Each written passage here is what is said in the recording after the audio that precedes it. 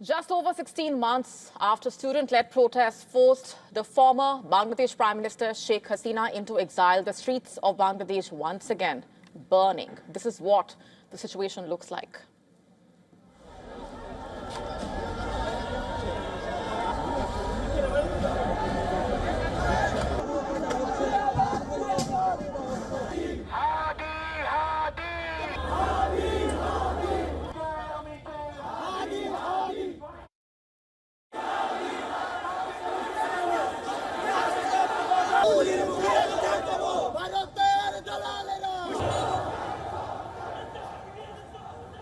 Thousands of protesters have returned to the streets of Dhaka following the killing of a popular youth leader.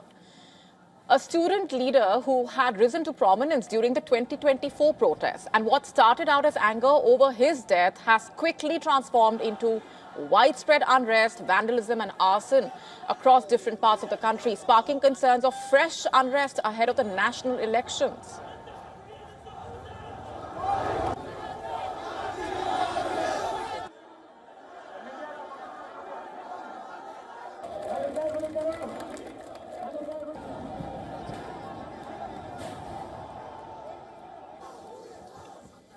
And that violence spiraled into selective targeting. First, the mob went after the legacy of Sheikh Mujibur Rahman. Protesters reportedly ransacked and damaged the already partially demolished house of Bangladesh's founding leader. It was his daughter, Sheikh Hasina, remember, who was ousted as the country's prime minister after widespread anger last year. Their family house, which has repeatedly come under attack, was attacked again last night, and it is being reported that the mob tried to pull down what remained of that structure and set fire to the posters of the former prime minister. Since her ouster, protesters have repeatedly attacked her party and its offices, and this happened again last night. In Rajshahi, bulldozers were reportedly used to demolish an Awami League party office. In Chittagong, a former minister's residence came under attack. Protesters also blocked a major highway linking the capital and even targeted a cultural institution in Dhaka central to Bengali identity.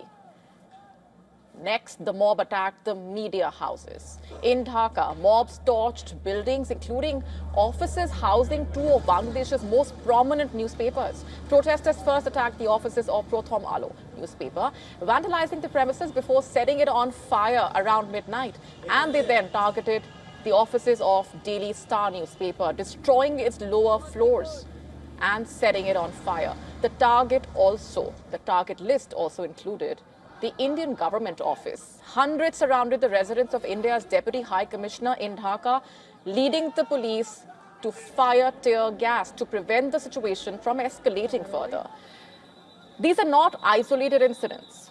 They are basically pointing to a complete breakdown of law and order. Take a look.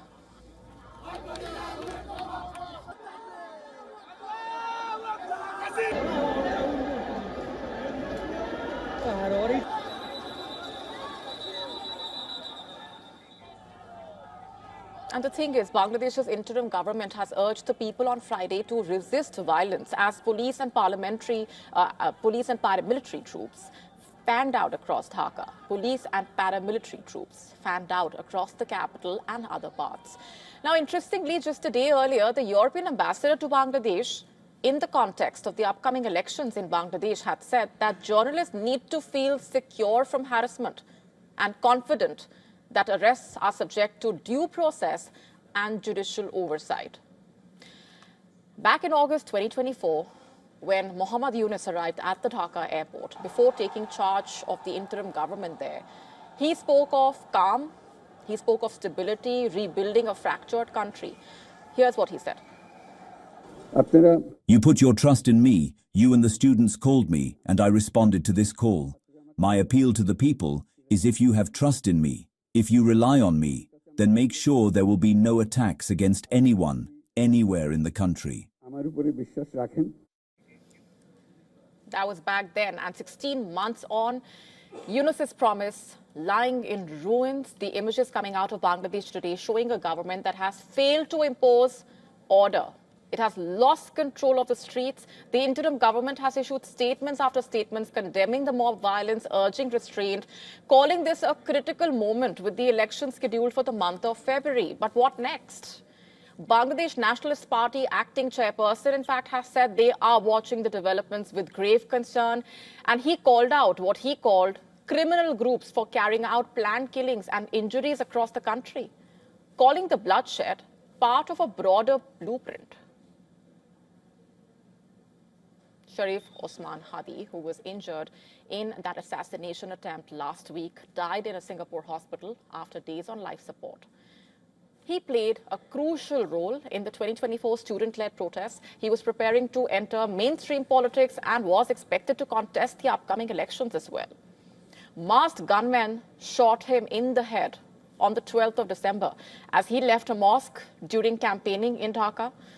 The police have now launched a manhunt, released photographs of the suspects, and also announced a cash reward.